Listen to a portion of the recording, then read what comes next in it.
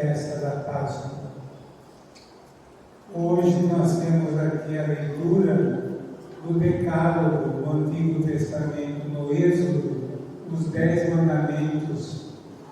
Se nós perguntarmos como eu faço isso na catequese, quando a criança vem fazer a primeira comunhão, eu faço questão de perguntar quais são os 10 mandamentos.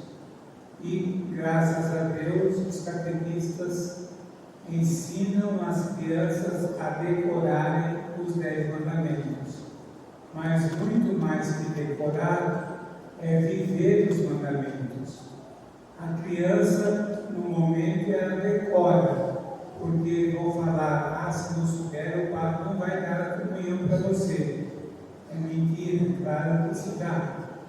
Mas a gente faz um esforço para que a criança viva aqueles mandamentos que ela aprendeu na catequese. Nós, se formos perguntar hoje para vocês quais são os 10 mandamentos, do primeiro ao 10º, nós vamos gaguejar e vamos titubear, porque nós não vivemos quase nenhum deles. O primeiro, que deve ser o maior de todos e que nós devemos seguir, é amar a Deus sobre todas as coisas.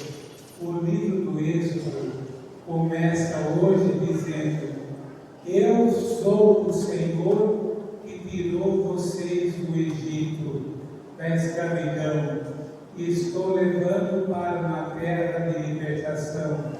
Eu sou o Deus que liberta vocês. E vocês não acreditam em mim e vivem ainda fazendo bezerros de ouro, idolatrando, adorando deuses falsos. Eu sou um Deus ciumento. Se nós ouvirmos bem na leitura, podemos entender o que Deus fala. Eu sou um Deus ciumento. Deus tem ciúmes de nós adorarmos outros deuses e não somente a Ele. Temos que ter medo desses ciúmes de Deus, filhos amados, porque os ciúmes de Deus podem nos levar para um lugar onde nós não queremos ir, que é o inferno. Porque se nós não adoramos a Deus, nós estamos fazendo o rosto de quem? É do inimigo de Deus, é o diabo. E quem nos leva para a perdição? É o diabo, e não Jesus. Jesus nos leva para a salvação. Então nós temos os 10 mandamentos. Alguns nós vamos falar um pouquinho aqui, principalmente o 4º e 6º mandamentos, que nós estamos deixando de lado e achando que é normal. Não é normal nós não honrarmos pai e mãe. Falo isso porque hoje em dia os filhos estão querendo se igualar aos pais, tirando a autoridade dos pais, não chamando os pais de senhor, de senhora. Hoje é você, é mano, é mana, é coroa. Essa é a palavra que se usa do filho para os pais. No meu tempo, graças a Deus, eu fui educado assim, e louvo a Deus por isso. Nunca chamei meu pai de você. Eu sempre chamei meu pai de Senhor e minha mãe de Senhora.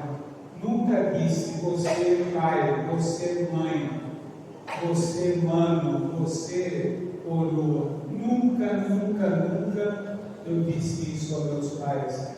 Hoje eu vejo crianças dizendo aos pais em supermercados: você compra isso para mim? E o pai diz: eu não vou comprar agora. Meus filhos, não é a resposta que se dê para uma criança que fala em você. O que você falou? Você falou você para mim. Eu não sou você, eu não sou o seu amiguinho, Eu sou o seu pai, eu sou a sua mãe, eu não sou sua amiguinha. Você deve respeito a mim, e pelo pronome é o respeito que nós damos. Para o juiz nós dizemos excelência, para o advogado ou algum vereador nós dizemos ilustríssimo. Para o pai nós devemos dizer sempre Senhor e Senhora. Então temos sempre um pronome majestático para nos dirigir às pessoas. O respeito hoje pelos pais e mães está sendo esquecido.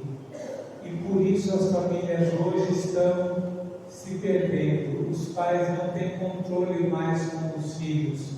Os filhos fazem o que bem querem, o que bem entendem.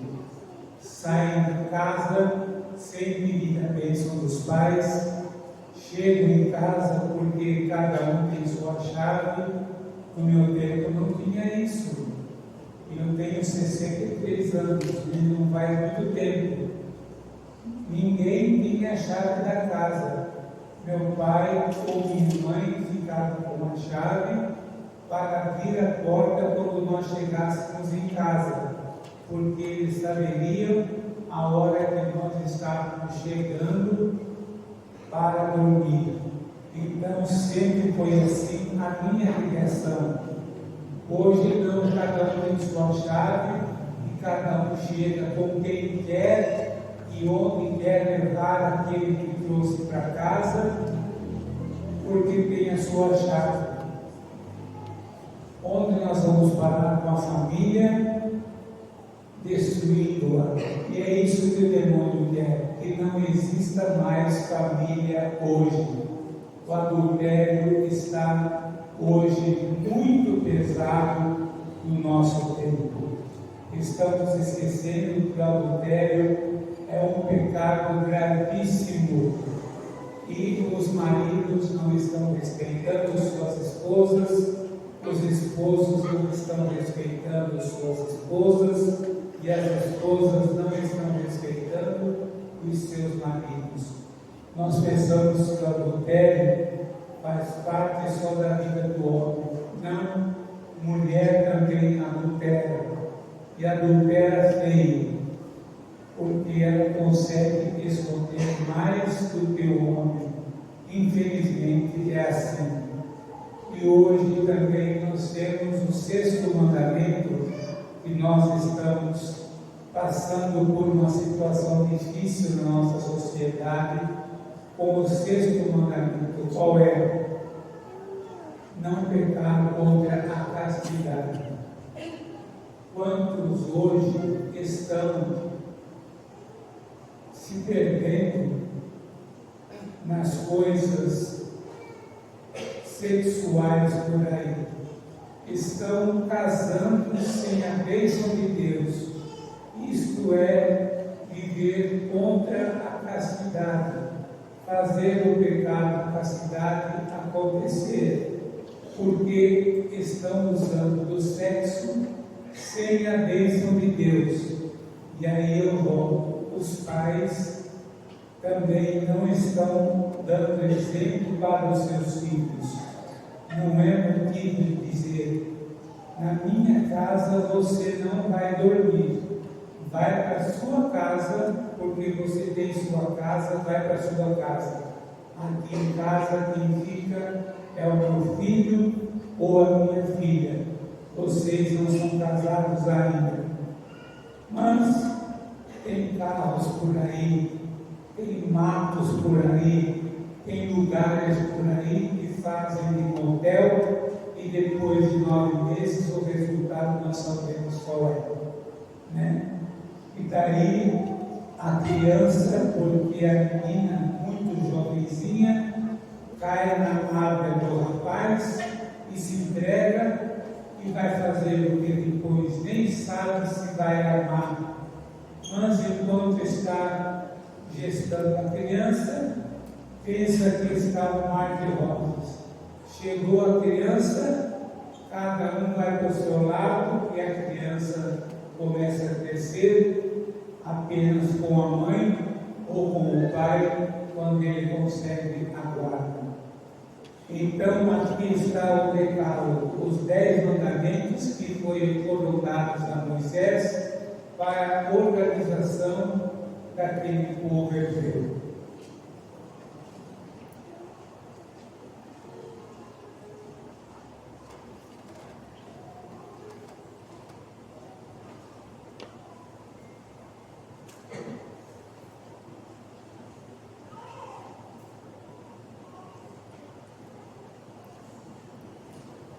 O povo hebreu estava precisando de leis, porque saíram da escravidão, onde o eu sou, o nosso Deus único e verdadeiro, não tem outro além dele. Ele disse: eu tirei vocês da escravidão e agora vocês terão de ter algumas orientações para vocês viverem como um povo liberto e não um povo escravo, como vocês viviam no Egito. Então pediu para Moisés subir até a montanha, usou, aliás, Moisés que subiu até a montanha, atrás de uma ovelha que tinha se desgarrado, e nessa subida então, Deus falou com Moisés: Moisés, Moisés, estou aqui, Senhor. Estou aqui porque ele não sabia nem quem era o Senhor. Eu sou o Deus de Israel. Mas como eu vou dizer para o povo o que eu falei com o Senhor? Quando alguém perguntar quem falou com você, você vai dizer: eu sou, mandou dizer isso. Ele é. Deus é. Ele não pode ser outra coisa senão aquilo que Ele é: o amor, a misericórdia, o perdão. Então, para nós fica bem claro os 10 mandamentos, que é para nós andarmos organizados como comunidade. E agora nós temos aqui o Evangelho que vem bem de encontro num casamento perfeito com o livro do Êxodo. Fala também sobre os 10 mandamentos. Amar a Deus. Amar a Deus é irmos no templo todos os domingos e festas para adorarmos a Deus, escutarmos a sua santa palavra e nos alimentarmos com seu corpo e sangue. Essa é a nossa missão, que nós devemos guardar o domingo, como está lá no decálogo na primeira leitura, guardarmos o domingo. E muita gente não guarda o domingo. Pensa que domingo é um dia de fazer churrascada, de beber cerveja, de ficar de papo do ar. Isso é domingo para muitos. Não, mas o domingo é dia de encontrar-se com o Senhor Todo-Poderoso. É deixar tudo para irmos ao encontro do Senhor. Deixar tudo é deixar tudo mesmo, como fizeram os apóstolos quando foram chamados para formarem o discipulado de Jesus. Segue-me, vem e segue-me. Deixaram tudo para trás e começaram a seguir Jesus. Nós não temos hoje esta coragem de deixarmos alguma coisa para trás para seguirmos Jesus. Nós somos muito apegados às coisas terrestres e não às coisas celestes. Então, filhos amados, aqui está o Evangelho da purificação do templo. Quando Jesus, já perto da Páscoa, sobe a Jerusalém para cumprir a Páscoa dos judeus, porque eles vão lembrar todos os anos da Páscoa da Libertação, quando eles comemoraram a saída do Egito e ficaram na terra prometida. Então eles fizeram a primeira Páscoa, lembraram do tempo em que eles eram escravos e agora eram livres. Então ofereceram os sacrifícios a Deus como um agradecimento por tudo que Deus tinha feito a eles. Agora a mesma coisa acontece na purificação do templo. O Senhor, Ele se oferece agora a Deus como oferta. Mas para isso, é claro que nós temos que ouvir o que Ele falou primeiro. Vocês estão fazendo da casa de meu pai uma casa de comércio. Isso eu não aceito, porque vocês estão mexendo com o templo. E quem é o templo? Ele é o templo. Jesus Cristo é o templo vivo. E nós somos também esse templo do qual nós devemos cuidar e purificar também pela penitência, pela esmola, pela oração e pela confissão. Temos que purificar o nosso coração, o nosso templo, porque Jesus, com aquela ira que ele teve e mostrou, é a única vez que nos evangelhos nós ouvimos e vemos a ira de Jesus. Jesus sempre é manso e humilde, nós dizemos isso.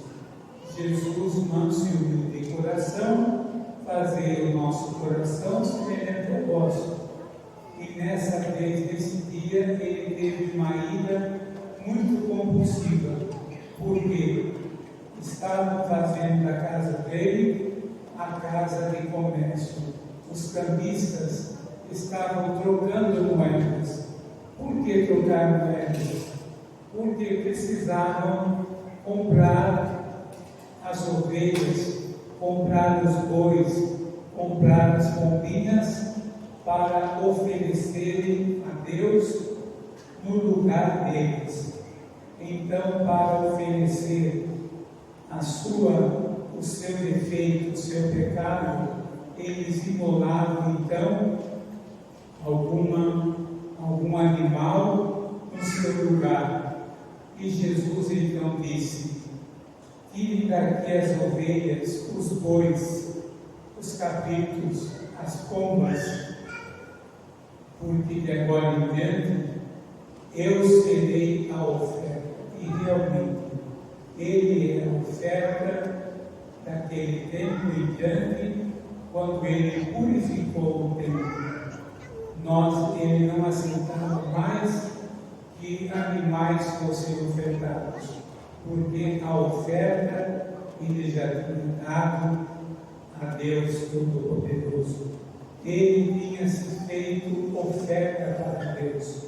Por isso que nós, na doxologia, depois da oração da consagração, nós dizemos: por Cristo, com Cristo e em Cristo.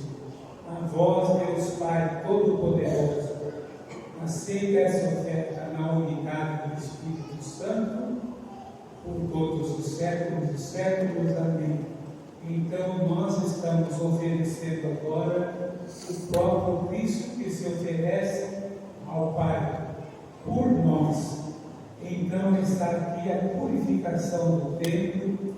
Não podemos nos esquecer que domingo passado foi o domingo da transfiguração e hoje é o domingo da purificação. Purifiquemos o nosso coração, filhos amados.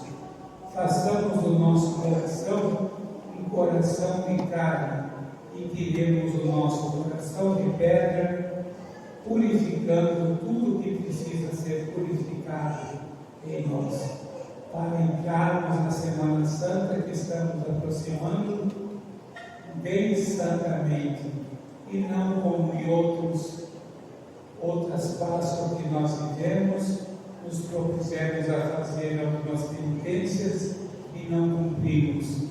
Então, que nessa Páscoa, nessa Quaresma, nós façamos o propósito de sermos realmente aqueles que querem purificar o coração para viver Jesus eternamente.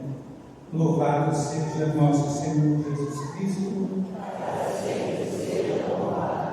Creio em Deus Pai Todo-Poderoso,